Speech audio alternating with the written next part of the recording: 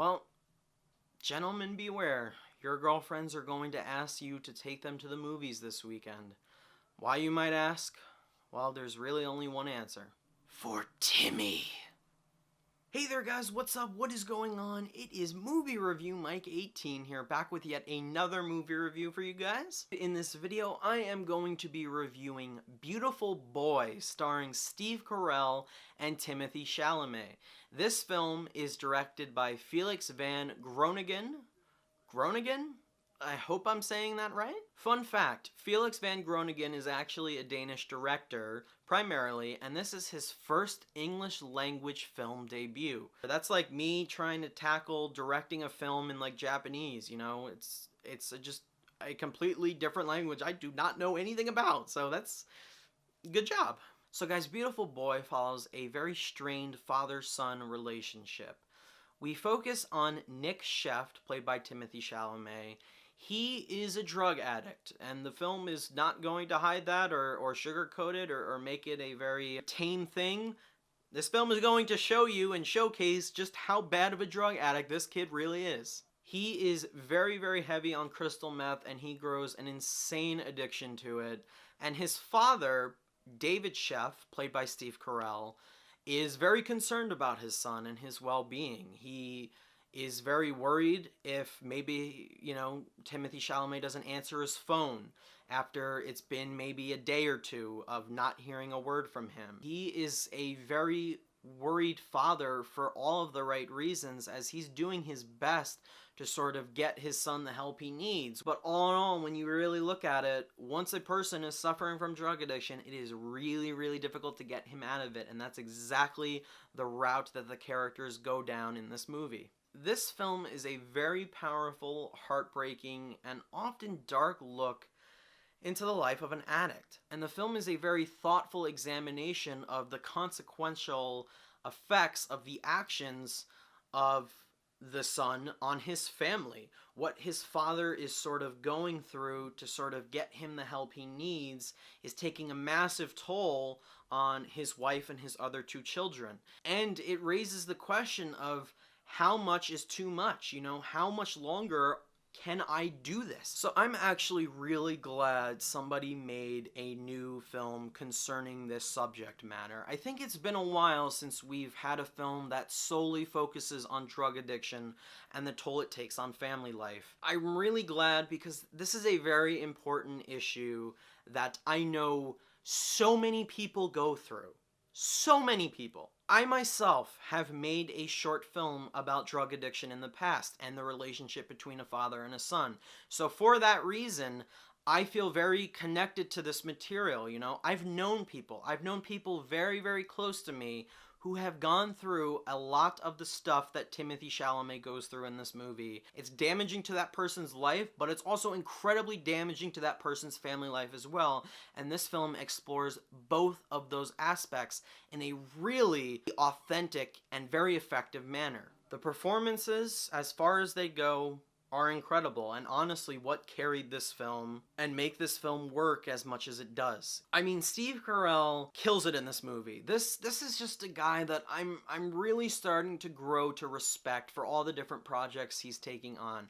He is just the type of actor who can go from playing the very fun and lovable Michael Scott from The Office to the creep from Foxcatcher a couple years ago, back to a more comedic role of the lead guy in, I don't know, something like 40-Year-Old Virgin or something like that. And then back to playing a very concerned and very troubled father in Beautiful Boy.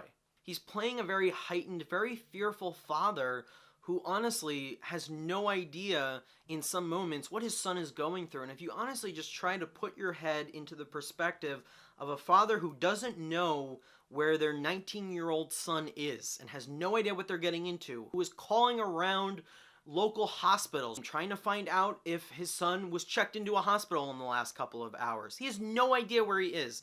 That is some really heartbreaking, very scary stuff as a parent. And I love how he takes so many active decisions into hand by actively doing research into drug use, trying to talk to other drug addicts and get an idea for how they think or how they operate. He is also really brilliant in so many great scenes of flashbacks where he's talking with his younger son, and you can just see how sort of more tortured and more fearful he's become with his son's introduction into the drug life. It's just really an incredible display of love, fear, concern, and maybe even distance. Definitely has some Oscar-worthy scenes here in this movie. Really, really powerful shit. So last year, when I saw Call Me By Your Name, I knew for a fact that Timothee Chalamet was going places. Specifically, in just like the last shot of that movie alone, I was like, yep, Chalamet is just so raw and honestly just out of control in this movie. This is a wonderful portrait of a young man battling drug addiction and substance abuse, and it's one of the finest ones I've seen in that subject matter in a very long time. But below the surface of everything, I see a young man who is desperately trying to get out of the hell that he's living in. I think it was just wonderfully executed by Timothée Chalamet. I really admire just how far he goes and how committed he clearly was to this role. This performance is definitely Oscar worthy. I haven't felt such a wide variety of emotions towards a character in a movie in a very long time. So guys, the screenplay of this movie is actually based on the book of the same name, Beautiful Boy, which was written by David Sheff. And I think they also took some of the film's material that's in the movie from another book that was written by Nick Sheff, the son. And you can just really tell that the writers and the filmmakers not only really followed the close guidelines of the books that they based the film on, but they also really did their research into what really makes a drug addict a drug addict. I really just feel this film captured what a person going through substance abuse really is and who they really are and how they really act. I know people who are close to me who've gone through some of the same issues, and I can say that they really nailed a lot of the actions of that type of person really quite well. There is a lot of lying, a lot of sort of cheating and stealing that a person under the influence of drugs sort of undergoes, and I thought little moments and touches like that really did a lot for me and really made me say, yes, like, that's right, that is just how a drug addict acts, you know? There are elements of this film that do feel very repetitive. There are repeated beats of action of these characters, well, specifically Timothée Chalamet's character. I mean, essentially, he is going to use, then there's going to be consequences, then he's going to try to get some help, then he's going to go through the same thing again, then the same thing again, and then the same thing again, you know, but then things are going to gradually just grow a little amplified, and the tension's just going to be a little bit stronger. That can feel repetitive after a while. It absolutely does feel repetitive, but I honestly think that is a stylistic choice for this movie. It can feel like we're just watching the same events unfold, but part of that is the point that the filmmakers are going through. It is a constant back and forth, very cyclical battle of trying to overcome their sort of craving for what they're addicted to. I think Felix Van Groeningen did a very noble job handling the subject matter. I love his decisions of what to show at times versus what not to show, keeping us on the edge of our seats with what the family is going to choose to do. What is Steve Carell going to do next? What's his next course of action? But what I will say about the movie, where things do go wrong, where the film definitely faltered for me, was definitely in some of the editing and structuring decisions that they tried to make. The execution of everything in the editing front really didn't do this movie too many favors, in my opinion. I think I read it taken like 7 months or something like that in post-production. They were really unsure of what direction to sort of take the film and or how to present everything in the cutting, so they recut and then recut again and then recut some more, and then I think that Felix Van Groeningen brought in a different editor or something like that to recut the movie again and present it in a different way. And this movie definitely shows it, in my opinion. I definitely feel that the work in the editorial department was not complete. There are moments in this movie where you're intercutting between past and present, but then you're also intercutting between present day maybe like 2 months ago and then present day like happening right now.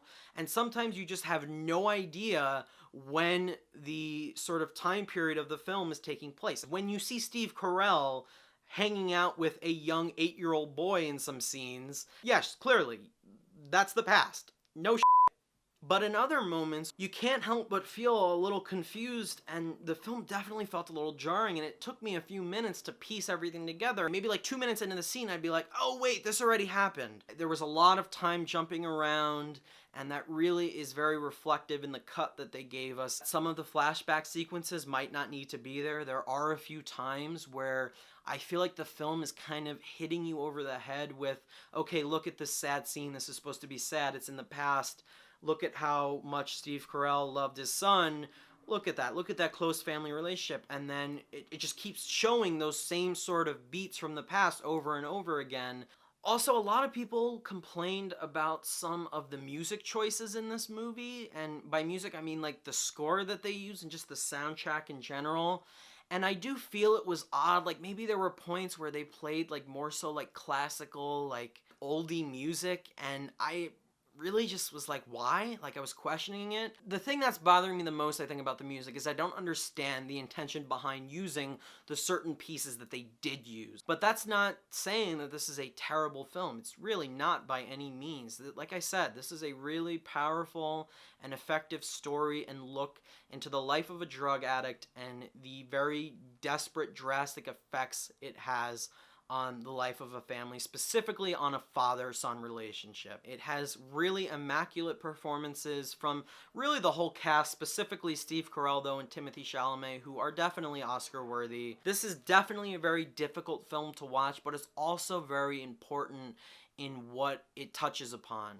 You know, it's not just a film about a drug addict who spirals out of control. It's a film about a family who learns to cope with this. It could have been better, save for those flaws, but it's a pretty good movie. I am going to give Beautiful Boy a solid grade of a 3.25 out of 5, or a grade of a B-. So there you have it, guys. Those are my thoughts on Beautiful Boy. Leave me your thoughts on the film down below if you guys have seen it. Definitely worth it for the performances alone. And thank you guys, as always, so much for watching my review. I really appreciate it. I hope you guys enjoyed. Thank you, and I'll catch you in the next video. Bye, guys.